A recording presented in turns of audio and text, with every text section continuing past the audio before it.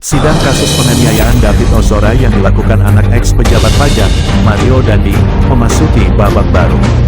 Pengadilan Negeri Jakarta Selatan menghadirkan saksi dan ahli meringankan kedua terdakwa Mario Dandi dan Sane Lucas. Jumlah saksi ahli yang dihadirkan kuasa hukum sebanyak 2 orang. Sidang kasus penganiayaan David Ozora menghadirkan saksi dan ahli meringankan terdakwa Mario Dandi dan Shane Lucas. Pengadilan Negeri Jakarta Selatan menghadirkan ahli kejiwaan Natalia Raharjanti dan ahli pidana Jamin Ginting Selasa 1 Agustus 2023. Natalia menyebut faktor kekerasan dapat dipengaruhi pola asuh lingkungan keluarga. Namun, kedewasaan dan kecerdasan intelektual rendah bisa berdampak ke mental rasional yang belum berkembang. Kalau peran orang tua terlalu keras, dia akan jadi banyak ragu-ragu. Atau justru anaknya jadi rebel. Kalau terlalu keras, pilihannya juga 2 gitu. Jadi waktu anak itu di bawah 12 tahun, dia pun masih belum bisa berpikir logis.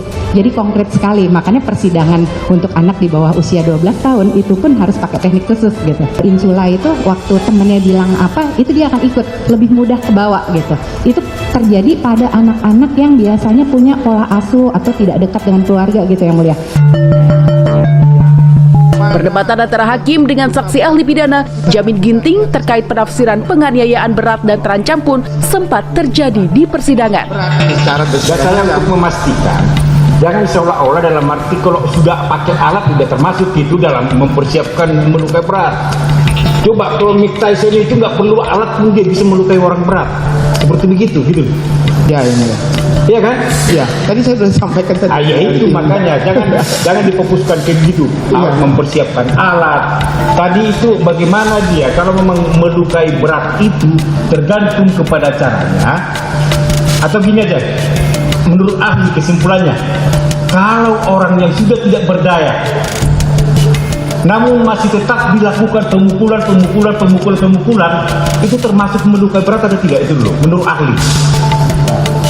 Saya nggak bisa menilai tentang dia tidak berdaya atau seperti apa ya.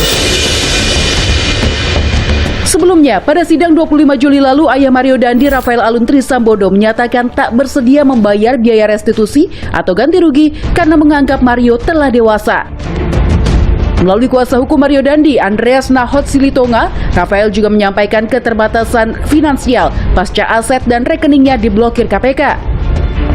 Kami menyampaikan bahwa dengan berat hati kami tidak bersedia untuk menanggung restitusi tersebut dengan pemahaman bahwa bagi orang yang telah dewasa maka kewajiban membayar restitusi ada pada pelaku tindak pidana. Bahwa benar sikap kami pada awal kejadian perkara ini berkehendak membantu tanggungan biaya pengobatan korban. Sehingga kami memberanikan diri untuk menawarkan bantuan biaya pengobatan korban. Namun untuk saat ini kami mohon untuk dipahami kondisi keuangan teraktual keluarga kami, yaitu sudah tidak ada kesanggupan serta tidak memungkinkan untuk memberikan bantuan dari segi finansial. Aset-aset kami sekeluarga dan rekening-rekening sudah diblokir oleh Komisi Pemberantasan Korupsi dalam rangka penetapan saya sebagai tersangka atas dugaan tindak pidana gratifikasi. Menanggapi penolakan Rafael membayar restitusi terhadap kliennya, kuasa hukum David Ozora, Melissa Anggraini, menyebut hal ini bisa memberatkan vonis Mario Dandi. Tapi ada konsekuensi dari sini yang kami harapkan, bahwa ketika restitusi tidak dipenuhi, maka ini akan menjadi pemberatan tambahan dari putusan majelis hakim nanti untuk memutuskan lebih maksimal dari hukuman maksimalnya 12 tahun ya. Sehingga kami berharap ini akan menjadi hukuman yang lebih berat dan hakim akan memberikan putusan yang progresif terkait restitusi. Penolakan membayar restitusi atau ganti rugi kepada korban David Ozora juga dilakukan orang tua Shane Lucas. Ayah Shane Lucas yang hadir pada sidang pemeriksaan saksi menyatakan ketidakmampuan ekonomi jadi faktor utama. Keberadaan saya pun tidak akan, itu saya keberatan karena tidak kemampuan ekonomi.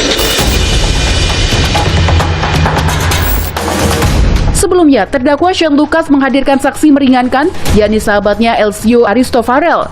Menurut saksi, Shane bukan sosok temperamental dan cenderung humoris. Apakah saudara saksi tahu kalau Shane punya sifat yang sangat temperamental? Sifat temperamental sih enggak. Temperamental atau gampang marah maksudnya? Iya, enggak. Orangnya nggak gampang marah. Orangnya tenang aja. Iya, paling kalau marah dia kan suka bikin lucu-lucu doang, Pak. Oh, lucu-lucu aja? Iya. Berarti dia sangat humoris gitu ya? Iya, benar, Pak. Oke. Saksi Elsio Aristo Farel sempat dicecar jaksa terkait pengakuannya Shane tak pernah berkelahi. Anda intensitasnya jarang-jarang.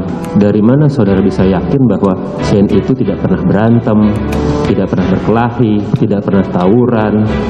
Dari mana saudara bisa yakin? Karena saya dulu tinggal di rumah Shane. Tinggal di rumah Shane selama 3 bulan. 3 bulan. Apakah dari sebelum itu atau setelah itu Anda tahu kok kehidupan Shane sehari-hari? Tahu Pak. Tahu dari mana? Kan Saya kalau pulang sekolah selalu main ke tempatnya dia, iya, Pak. setelah 3 bulan Anda menginap di situ. Sebelum 3 bulan dan setelah 3 bulan itu, komunikasi saudara kan jarang-jarang, ya kan? Ini untuk belakangan ini aja Pak. Kalau misalnya komunikasi jarang-jarang. Kalau dari dulu saya masih suka WA, sering main di Belakangan ini tuh dari kapan? Dari pas lulus sekolah itu saya udah cuma say hi doang.